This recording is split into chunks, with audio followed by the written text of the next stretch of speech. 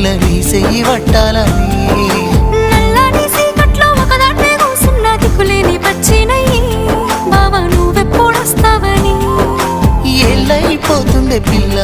ఎన్నెలొచ్చింది మన బతుకులా ఏలైపోతుంది పిల్ల ఏలు వట్టంగా వస్తున్నాయా ఇన్నాళ్ళ ఎడబాటు ఎడవాసిపోతుందిలే ఈ సీనయ్య గుంటున్నదే సినదారా నీ కోసము ఈ దూరాన్ని చెరుపుతూ తీరాల కగిలింది అందాల ఈ మానవు